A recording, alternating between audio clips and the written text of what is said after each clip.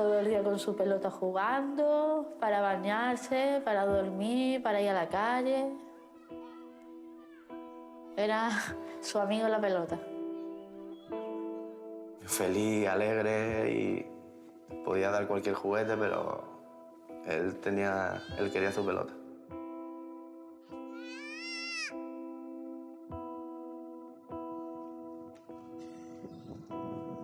Arriba, Julen, venga, pon el pie. Móntate, venga. Así no, tío. De pie, con el pie ahí, llévalo, venga. Como una patineta, vamos, venga. Llévalo. Pon el otro pie.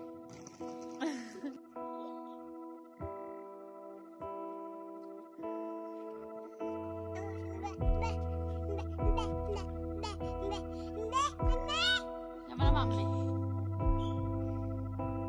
Dile, mami, me tiene abandonada.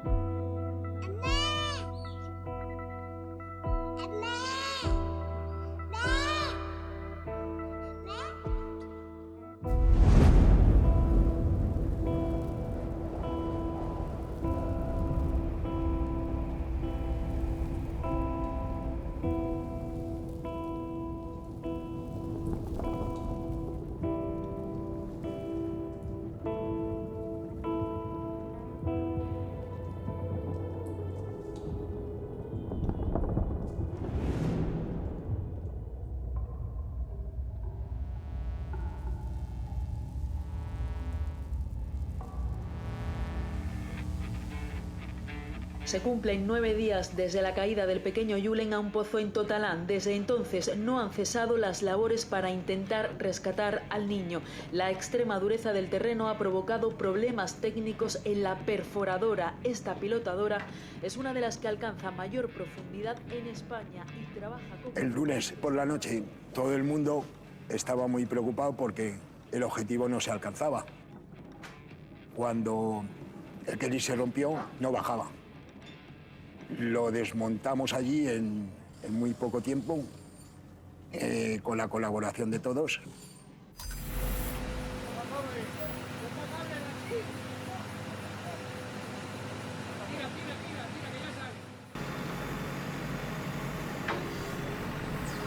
Pasaba el tiempo, se pensó incluso que, digo, tengo que pedir otro Kelly y se me van 2 días más. Esto es imposible, tengo que solucionarlo.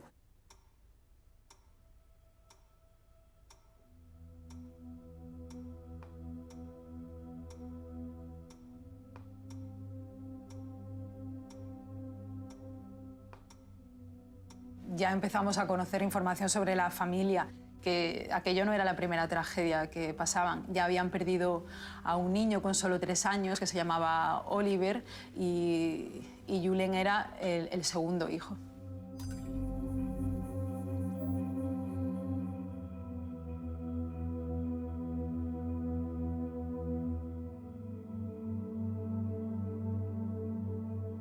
Pues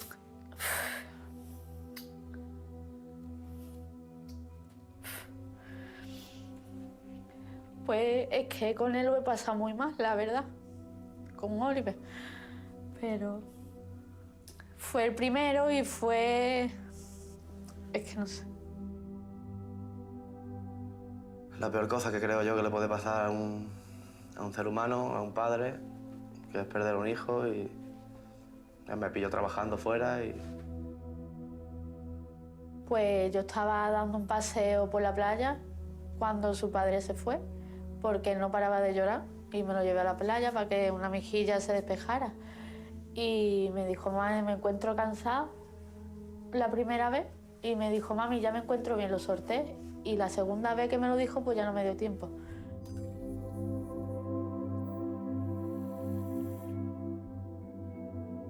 Yo muchas veces antes iba al cementerio, lo llevaba y cuando Julen empezó a andar, él se hacía el camino solo a ver a su hermano. Pues un palo que siempre va a estar con nosotros. Nosotros lo tenemos siempre presente y la vida que nos tocó y a base de fuerza, cariño y amor, tirando hacia adelante.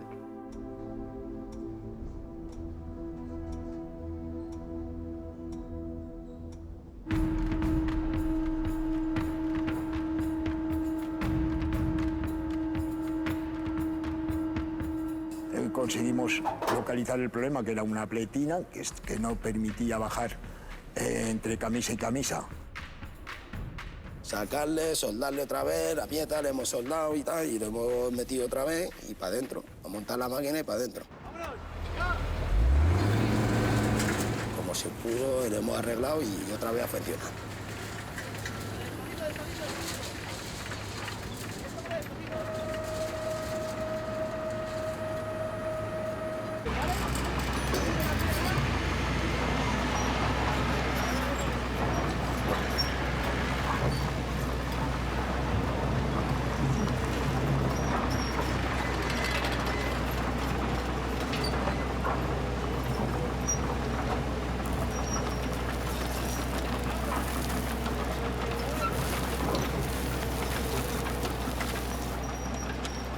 Se ha finalizado la ejecución de la galería vertical, con la profundidad que estimábamos y que deseábamos de 60 metros. Como todos ustedes saben, la perforación empezó el día 19 a las 13:30 y por lo tanto hemos empleado 55 horas en su finalización. Conseguimos alcanzar la longitud y ahí fue cuando todos nos pusimos contentos y así fue. Fue un momento especial, ¿no? Porque claro, cada vez están más cerca del niño y allí contaban las horas, los minutos y los segundos, ¿no? Para nosotros fue como una victoria. Oh, ya está, ya cuando llegué al hotel, digo, ya está, el trabajo nuestro ya hasta aquí ya se acabó.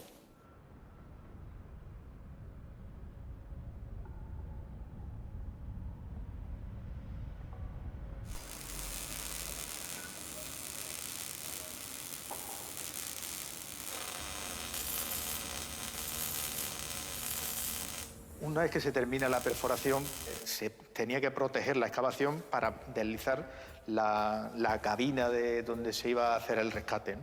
La cabina que se había diseñado.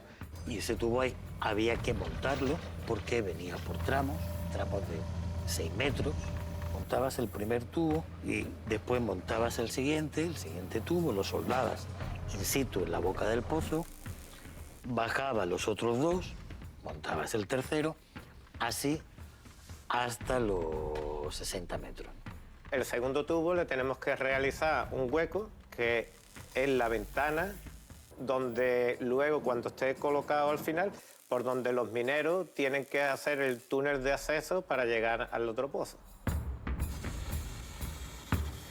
Una soldadura tardaba como 1 hora o así y eran 3 soldadores al mismo tiempo.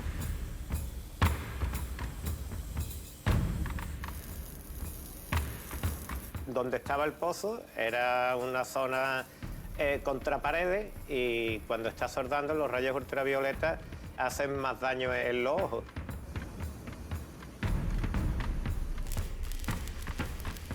Los soldadores terminaron con los ojos quemados y atendidos por los médicos porque tenían los ojos irritados, rojos, después de estar 10, 12 horas soldando.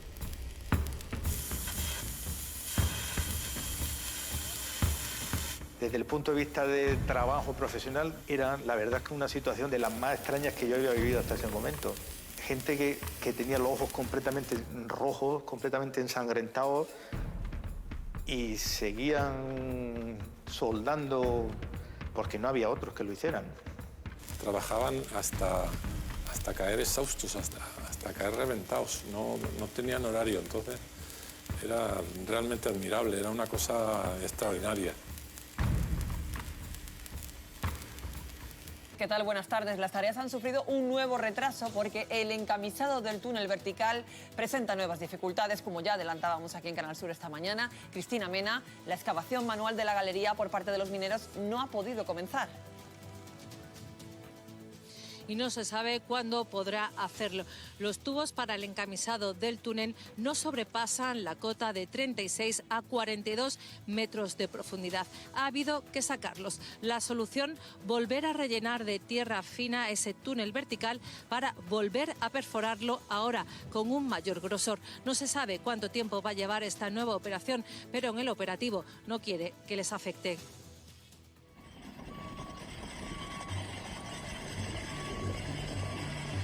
Saltaron la alarma, tuvimos que disponibilizar una grúa, sacamos la camisa fuera, hicimos una medición con un georradar, una perforación. Siempre en la máquina sabemos que sufre una desviación, no bajas a plomo, sino que a partir de un determinado momento hay una pequeña curvatura. El problema son las consecuencias de pasar de un material más blando a uno más duro. Cada vez que coincidía incluso una zona de falla, a diferencia de dureza del material, la cabeza de la perforadora se nos desviaba. Es algo que arriba no eres consciente de pequeñas desviaciones de esa índole, no eres consciente.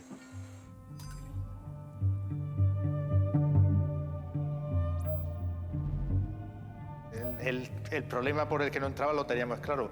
Lo que en ese momento no teníamos claro si el problema tenía solución. Todo el equipo que estábamos allí lo pasamos francamente mal, porque no sabíamos si después de los 3-4 días que habíamos llegado allí, igual teníamos que empezar otra vez.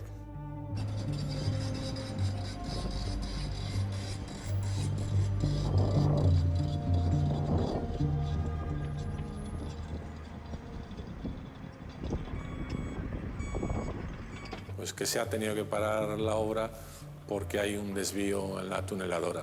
Eso ni siquiera yo lo entendía, como lo va a entender un padre o una madre, ¿no?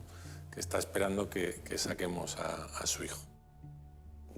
Había un momento de que parecía de que no salía nada bien y no había un día que te dieran una información o una noticia buena. Siempre pasaba algo, siempre se rompía algo, siempre...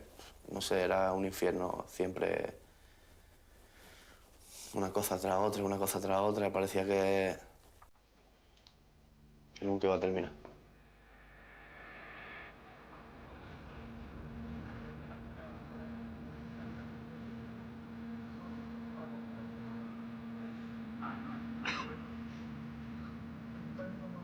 Lo que se hizo fue reperforarlo, ensancharlo, para absorber esa posible excentricidad y que entrase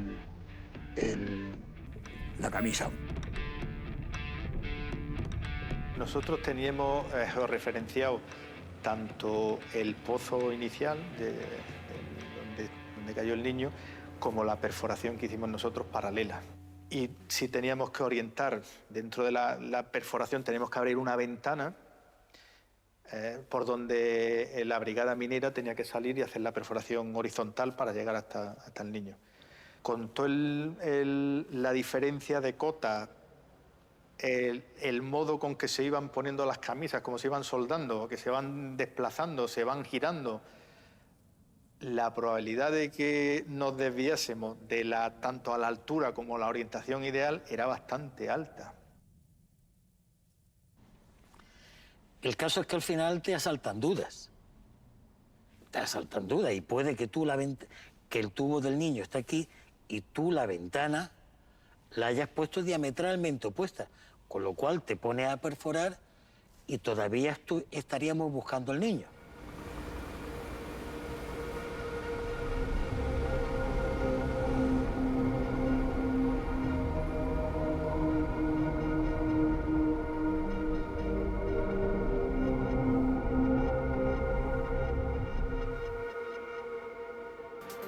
Los equipos de salvamento minero tienen por delante un trabajo difícil y delicado. Una vez entubado el pozo, bajarán con equipos de oxígeno para construir manualmente una galería que les conduzca hasta el lugar en el que se encuentra el pequeño Julen. Una galería que deberán ir apuntalando con maderas para evitar derrumbes. Serán unos 4 metros que cavarán a pico y pala. Un trabajo que será lento, sobre todo si aparecen dificultades en el terreno, como ya ha ocurrido durante la perforación del pozo. Nuestra planificación iba pues entrar con equipos, hacer el trabajo lo más rápido, entiéndase rápido, como intentar estar operativos en el menor tiempo posible. Y bueno, ya confirmamos lógicamente los parámetros topográficos y las dificultades añadidas. Soy profesor de geodinámica interna en la Universidad de Huelva y en su momento pues me pidieron que echase una mano, si podía, en la montaña del Cerro de la Corona para el rescate de Julen.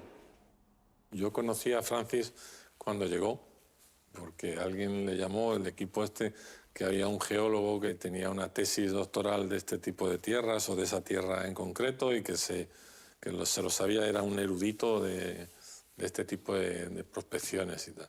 Sí conozco la geología regional, porque allí hice mi tesis doctoral. Son las rocas conocidas como el complejo Maláguide.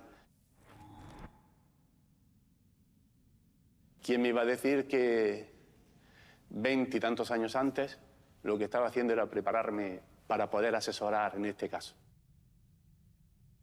Cuando me llama Antonio Nieto para estar allí, no se podía decir que no. Tenía que ir. Y lo trajeron y le vi trabajando y me pareció una persona admirable. O sea, y para mí como un sabio, ¿no? Yo creí que estaba delante de, no sé, de Ramón y Cajal o alguien así, ¿no? Francis sirvió, vamos, con un grado de excelencia máximo, nos sirvió de guía del desfiladero. Estabas debajo de un talud, de 3 taludes con 2 bermas, creo entrever, en la zona en la que se excavó el pozo. Había una falla, había una zona de rotura del terreno. Si una ladera se te viene y hay un volumen importante de roca, lo que podía era sepultar completamente todo el campamento y todo el dispositivo en el entorno mismo del pozo que se había excavado. Y luego, a mayores, como había que mover la maquinaria, dije, no, bueno, a ver, la maquinaria no hace falta ni siquiera que se mueva. La excavadora más pesada se dejó delante del pozo, entre el pozo y el talud, por si había algún tipo de deslizamiento. Además se dejó con el cazo como parapeto, como primera zona de freno para cualquier piedra, cualquier derrumbe que pudiera venir. Para precisamente asegurarnos que durante todas las actuaciones que se estaban llevando a cabo, como era el punto más crítico, se pusieron una serie de testigos alrededor de los bloques. Buscamos yeso y unos porta de cristal finitos. Estos portas son muy sensibles, obviamente, es un cristal fino, frágil. Si se empezaba a resquebrajar, a resentir la montaña en cualquier momento, esto rompería, sería la primera señal. Y se colocaron, recuerdo que el último día que estuve allí, me acerqué a verlos, estaban intactos. Habían respondido, la montaña había respondido. Tenemos que recalcar que ponen en riesgo su vida y no decaen en el esfuerzo y el ánimo también de rescatar a Julen. Son personas con mucha formación, con mucha experiencia y con mucho ánimo. Es una brigada que nació en 1912 con más de un siglo de historia. Está formada por hombres y mujeres de extraordinaria capacidad.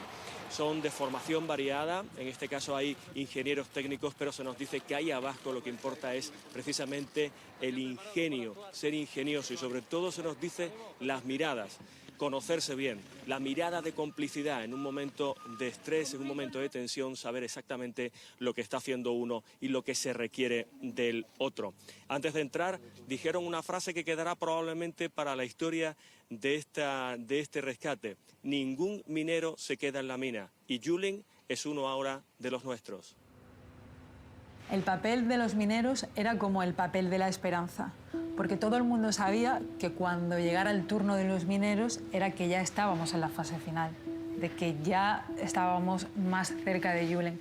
Eran héroes, se estaban jugando la vida por hacer la última galería para llegar a Julen.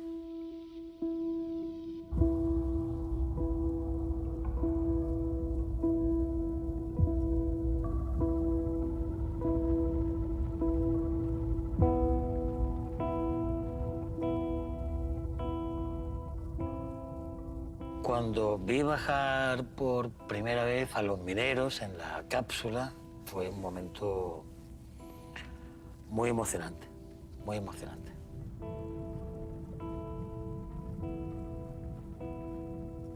Ese olor a metálico, ¿no? Es un olor así que nunca has percibido, ¿no? Y la sensación de ir, que no se enganche, que no se atasque, que no haya ningún problema. Pues bueno, es la primera vez que bajan, no sabes cómo vais.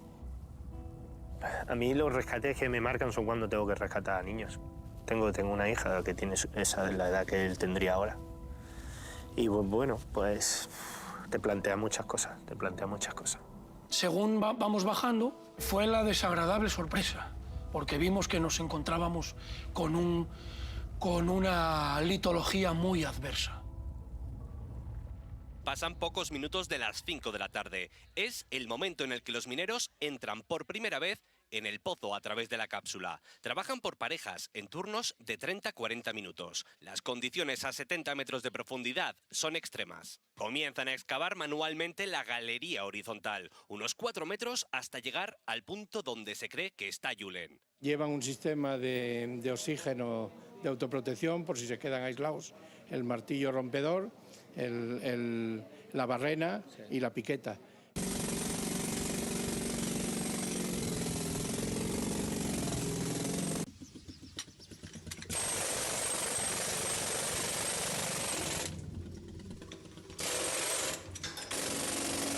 Lo que se estaban encontrando, la dureza de la roca,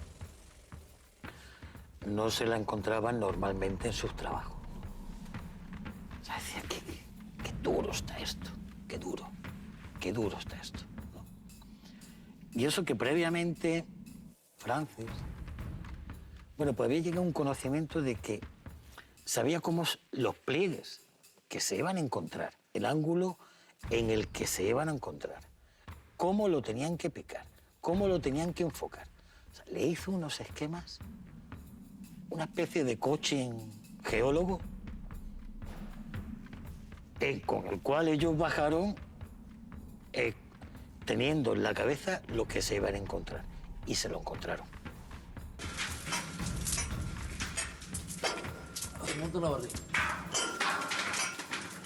Es que era terrible, porque aquellos que pasaban las horas de una manera increíble y a lo mejor habían avanzado en esa galería horizontal, habían avanzado 20 centímetros. Y tú decías, bueno, esto como... Y lo que nos decía, me acuerdo de una frase que nos dijo un minero que se me quedó grabada, dice, si está dura para la máquina, imagínate para el brazo.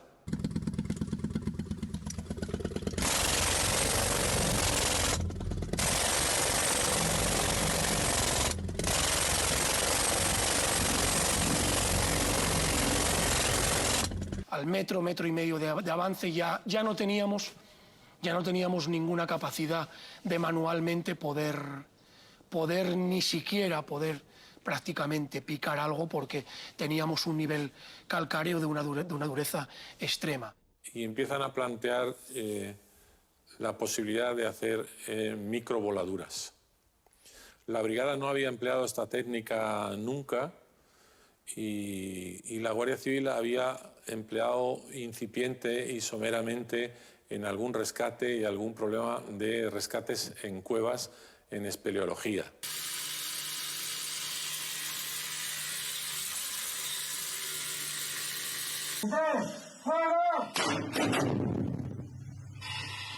Le decías a los de microvoladuras, quiero que quites esto de aquí porque no me deja y esta parte.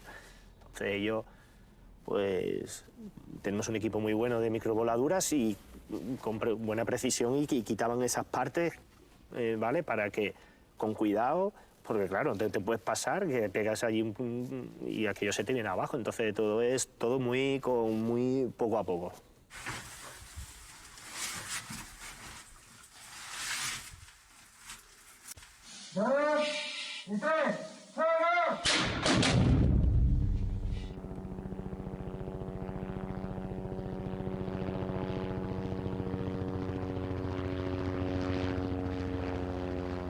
El mismo viernes surge la duda porque teníamos datos del geólogo que trabajaba con nosotros de que no descartaba que nos encontrásemos con más piedras y entonces se dispara una alarma para Guardia Civil de que hacen falta más especialistas, otros 2 especialistas en microvoladuras y más explosivos.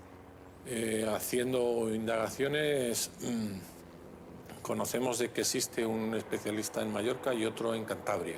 Y efectivamente, poco antes de las 5 de la tarde estaban los 2 especialistas a pie del pozo. Se había movilizado un avión de la Guardia Civil, un avión de línea comercial y hasta 3 o 4 helicópteros de distintas unidades, ¿no?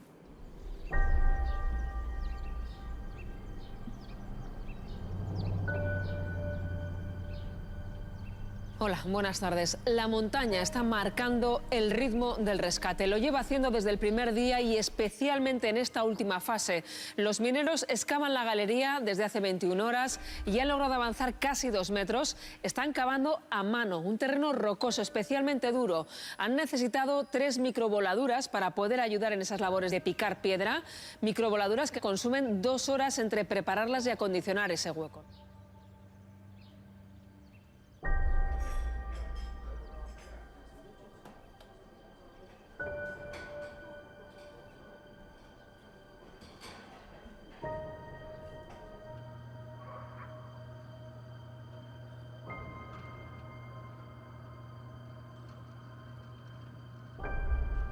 Manolo Bellido, ¿qué puedes aportarnos en directo de nuevo desde este punto donde te encuentras? Y aquí, justo aquí en este punto, hemos escuchado perfectamente la detonación, esa 4ª microvoladura.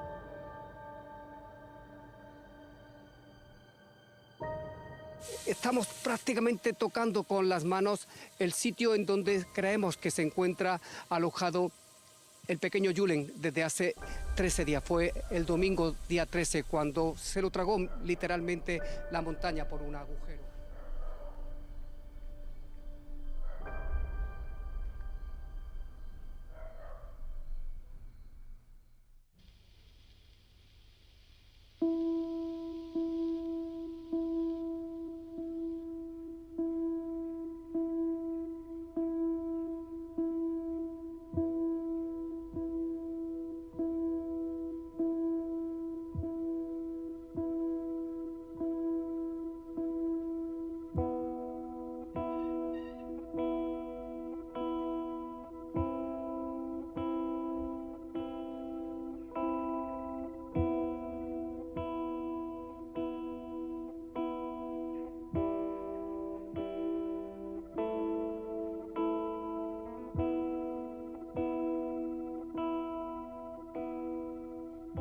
Yo lo que quería es que terminaran rápido y de la forma que fuera la menos peligrosa y la más viable para sacar a mi hijo con vida, que era lo que intentaban siempre decirme a mí. Y ya te digo que nosotros lo veíamos muy difícil, pero pues siempre te queda eso y ¿por qué no? ¿Por qué siempre me van a tener que estar pasando cosas malas? Pero se rompía una cosa o te fallaba algo o se retrasaba. Es que la palabra es, no sé, si hay un infierno creo que no es peor que los 13 días que he pasado hoy.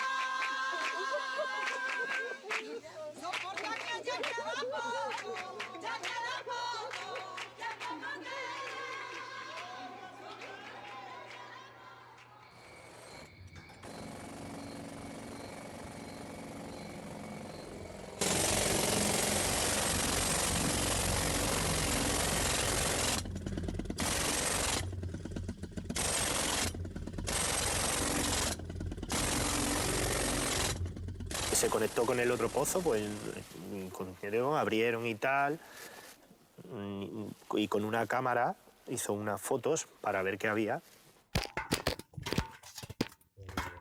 Y bueno, pues ya está, se veía que estaba ahí.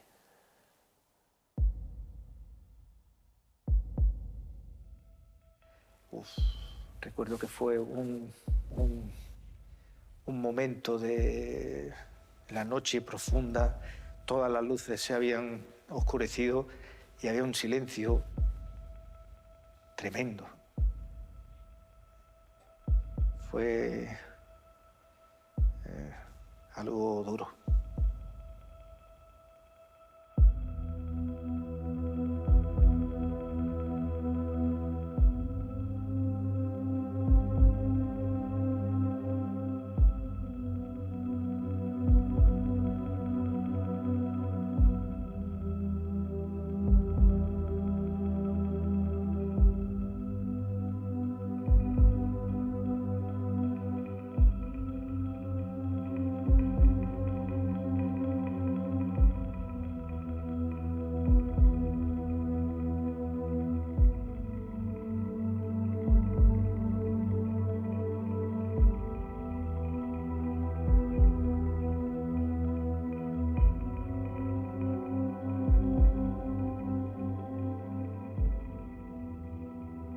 Nunca he visto tanta gente llorar, creo que en mi vida. Y menos tantos hombres llorar, que tampoco es muy usual.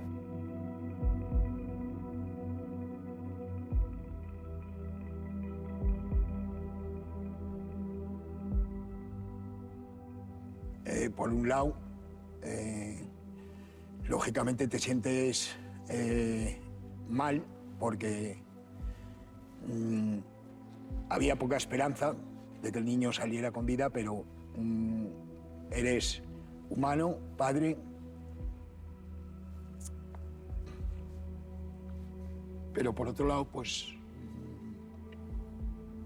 has conseguido sacarlo de ahí.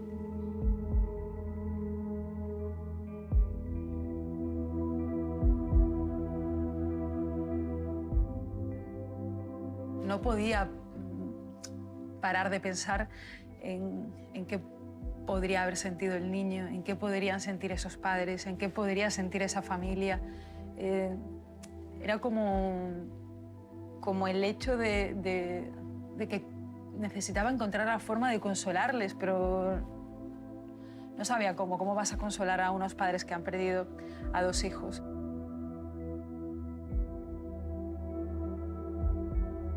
Pues dentro de todo el dolor, cuando te dan la noticia, como si me hubiera ido yo también. Pero ya te digo, por la manera en que fue y que pasó, como un poco de alivio por poder despedirme de él y estar con él y saber que ya no estaba ahí. La vida, yo qué sé. A mí me ha pegado un palo muy grande, el primero y ahora el segundo. La verdad.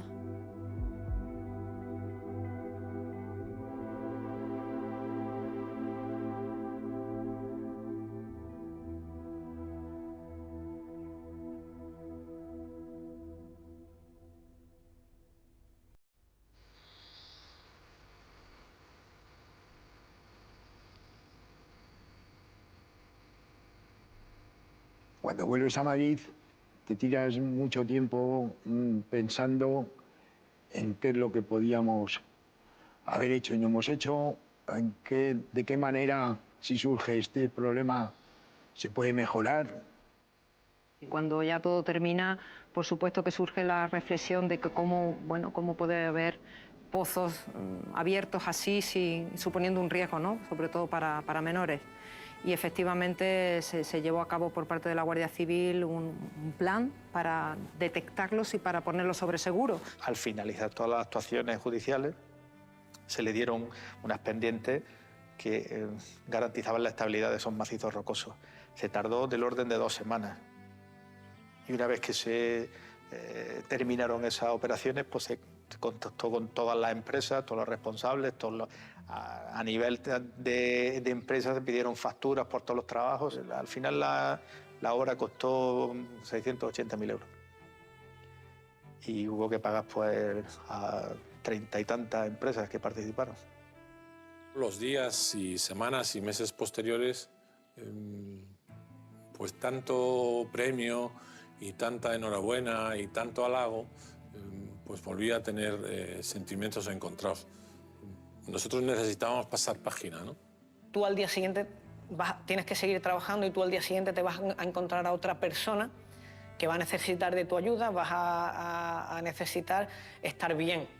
Había otro caso igual en Marruecos y estaba ya preparado para irse. Llamó hasta Antonio. Nos llama, si quieren, llevamos la máquina para allá porque estaba en Canarias. Digo, mira, lo tengo en el puerto. Era, pero menos metros, 32 metros. ¿Qué va a hacer? Son niños. Pues todo este trabajo que se desarrolló allí, que queden que solamente hicimos lo que tuvimos que hacer. Nuestra obligación como personas y como ingenieros. Eso es lo único que hicimos.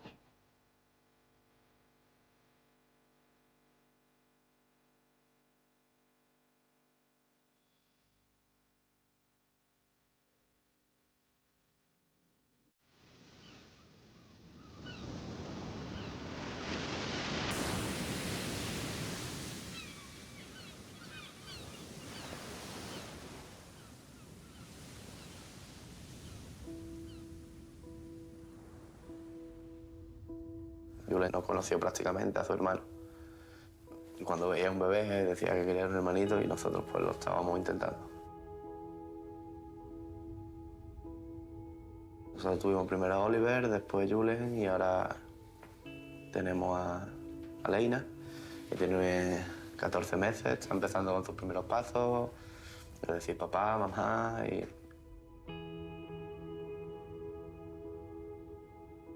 Estaría muy contentos los dos, la verdad. Ella, pues, para mí ahora mismo...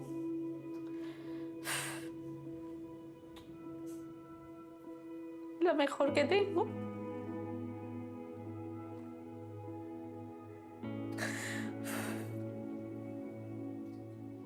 Porque estoy todo el día con ella. Y entonces, pues, me tengo que enfocar en ella. Si estoy mal, yo no puedo estar con ella. Entonces yo intento estar lo mejor posible para darle todo lo mejor que hay para ella.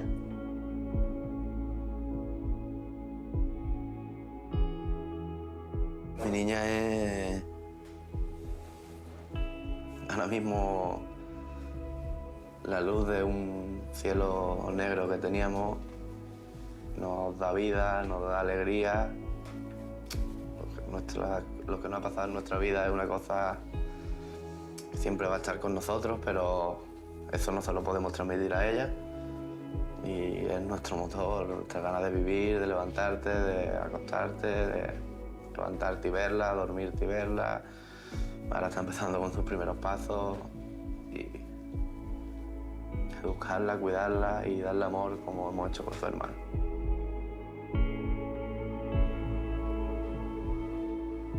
Intento no pensar tanto en lo negativo. Cuando me siento mal, miro mi móvil y veo mis niños.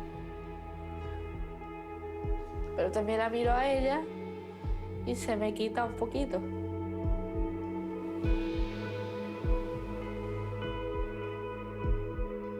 Cualquier cosa, un resfriado, si cualquier padre se pone nervioso, pues me pongo el triple, pero bueno, pienso que no ya la vida nos dio bastante y espero verla crecer, estar feliz con sus amigos, que disfrute de la vida, que crezca, educarla, darle amor y cariño a todo lo que podamos.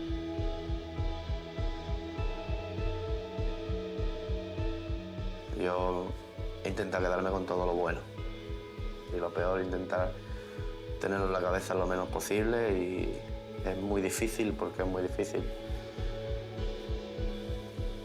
Porque una cosa que puede sobrevivir, pero pienso que superar es imposible.